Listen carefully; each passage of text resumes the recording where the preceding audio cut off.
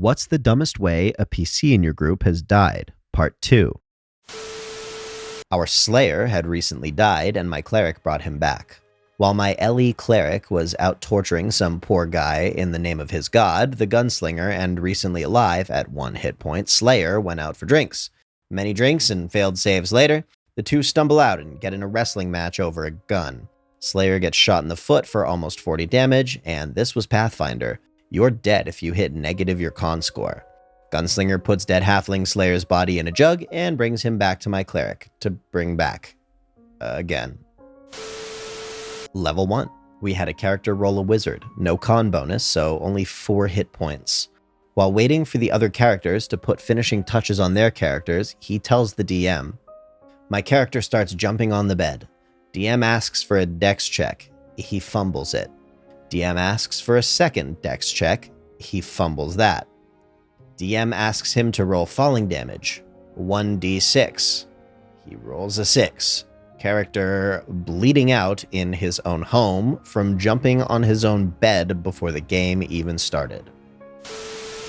I was playing as a dragonborn monk who was basically a wrestler and saw the other party members as his beloved fans that he had to put on a good show for during battle so as to impress them. Very silly character that I enjoyed. Our party was in a dungeon corridor and happened upon 2 doors, one close to us and the other further away. The paladin checked the door further away while the rogue and I checked the closest door. Naturally, there were enemies inside both rooms. Long story short, the paladin was stuck fighting a group of enemies and the rogue and I were trapped in a room with another group. I bring the enemy numbers down to 3, but one scores a lucky hit and I get knocked unconscious. The rogue is soon dropped to 1 hit point. She pulls out a potion to give me so that I can get back up and keep fighting, and asks the DM if she can use it on me. He says that he was ruling potions as a free action, but that she would invoke an attack of opportunity from 2 of the 3 enemies if she tried giving it to me. The reasoning he gave being that she was engaged with them. She then decides to drink the potion herself, disengage, and run out of the room. Naturally, the 3 in the room all kill my character and then give chase to her. She and the DM both find this incident to be incredibly hilarious and still laugh about it for some reason. She also still holds to this day that the death of a character was my fault since I had asked the DM if she would invoke an attack of opportunity, despite the fact that she could have disengaged as a bonus action and then given me the potion as a free action since the DM said she wouldn't invoke if she disengaged. At least the paladin avenged me and was furious with her in-game and rather annoyed out of game for leaving me to die. This was my first campaign I played in. One of our players' girlfriend joined. She played a snarky elf girl who thought she was better than us, might have represented herself unintentionally. A necromancer with an undead bear ambushed our party. The bear lit itself on fire with necrofire. Attacking it within melee range caused you to take damage. My friend's girlfriend attacked the creature, but lost consciousness due to fire. Our drow PC took the necrofire damage to grab her PC before taking more damage and failing saving throws. We revived her in the fight with a healing spell. She then jumped back at the flaming bear and died instantly. Our Adventure League party was brought to a Harper meeting to deal with something. Before we got to hear the mission, that guy started a fight with a bouncer and gets kicked out. Instead of just accepting the punishment for being a rowdy, obnoxious player, he strong-arms the DM to keep playing. He then goes off in an opposite direction and goes chasing a duck, tries killing and cooking it. A few bad rolls later, he has taken enough fire damage to kill a level 1 character, which he was, yay. Meanwhile, we go off and do the mission. Cave we found had mushrooms littering the floor. Druid confirmed that there were Paralyzer Spore and Toxic Spore. We unanimously decide to risk it on the basis we stick to a Druid set safe path and touch nothing. Got to a small broken section of rock. Rogue decides to try and climb down with a rope, flubs the dex roll with a nat 1, lands in a pile of shrooms which all spread spores to poison and paralyze us all.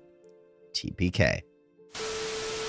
My 2 friends' first characters died together as they traveled through the valley of the ancient red dragon, Clouth. He wasn't interested in them, was actually going to go scare off a larger group of travelers, but they wanted to go talk, so he scared them and knocked them out with his tail to spread tales of his power. After waking up from being spared, they went to his lair to try again. Got obliterated, They're actually two of my favorite players now, so I don't regret teaching them that there are limits to brashness. We were once stuck in a place, and the only way we hadn't explored was a long, ominous tunnel, but every time we went there, there were some clear signs telling us not to go there, like voices from nowhere and actual literal signs. Well, we went anyway because we were stuck and we thought maybe it was a bluff, so we walk in it for a long time, ignoring all the warnings. When we see a surface in front of us, we start to take some damage along with the warnings, so naturally we gear our dwarf fighter up with all the protective gear we can muster up and send him in to poke it. I think that was when our DM realized we were never going to get the hint. Anyway, he died. My character was incredibly evil and was a serial killer. It was an evil campaign, and I went balls to the wall with evil. One night, my character got insanely drunk at a bar and decided it would be a good idea to kill the king of the country they were in and take his crown.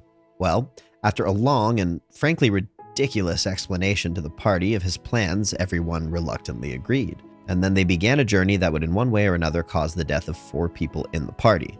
I'll skip through most of it and get to the really stupid part. Needless to say, I did not succeed in my quest and narrowly escaped death by escaping on a horse. My character shouted back at the mob of people chasing him, only to get bucked off the horse into a ravine for failing a handle animal check. I would have survived that day if I hadn't turned to scream at the people. I was playing a neutral evil tiefling bardlock named Andrus Swan. He has a bit of a short temper and no off switch for his mouth. We were playing Tomb of Annihilation and were staying the night at a camp with a few other NPCs. One player, who'd been repeatedly getting on Andrus's nerves, he tried to steal a mask he was holding, so he snapped his arm. It was late in the night and OP, one player, had gotten up to sweet talk a female NPC. She said no, and a bunch of others had gotten up. One thing led to another, and a fight broke out. Andrus was asleep for the fight. The fight ended when our druid had intervened. Everyone started going back to sleep. Andrus, who had been awake the whole time, got up, walked over to OP, slit his throat, and went back to bed. There was a tower with 2 goblins shooting arrows from the top. This was a village, so it was a grain tower or some such thing. I ran up and pressed against the side of the tower to avoid arrows, the intent being to then go up and deal with the goblins. Level 1 rogue, first game ever. But our fighter thought it best to throw in a lit torch and burn them out. Since it was full of grains and wheat and other dry things, it caught fire instantly and there was some rapid decompression. The blast killed me. I had a new character for the next session. We were traversing down a spiral slope to the Underdark. Nothing out of the ordinary, right? Wrong. 2 Umber Hulks burst through the wall. The DM divides the map into 8 segments. We roll for the stun because we're looking at the Hulky boys. Me and the Warlock fail. Now this is where the segments come into play. He makes us roll a d8 to decide which segment we walk towards. I walk into the wall. Warlock walks into the pit for 2,000 plus feet and was paced when we found her. A character was unconscious after a battle. My character was conscious, as was another one, but neither of us had any healing abilities, and we're both selfish bastards who decided to not wait until he regains consciousness and just go back to the city. We were, however, considerate enough to hide the unconscious body so that if the monsters came back or something, they wouldn't be found. Our DM says okay and makes me roll a check to see how well I hide him. I roll a nat 1. Mind you, I had advantage as the other player was helping and rolled a 1 twice. We try hiding him in a tree, which he falls out of, but his damage from the fight put him significantly under. Tough fight, and the additional bludgeoning damage kills him instantly. The party was attempting to clear out a kobold nest that was hidden behind a small waterfall grotto. Gotta go with the classics.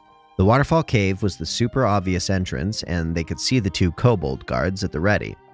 The entire party realized that other kobolds were coming out of side caves hidden by bushes and that entering through those would be safer.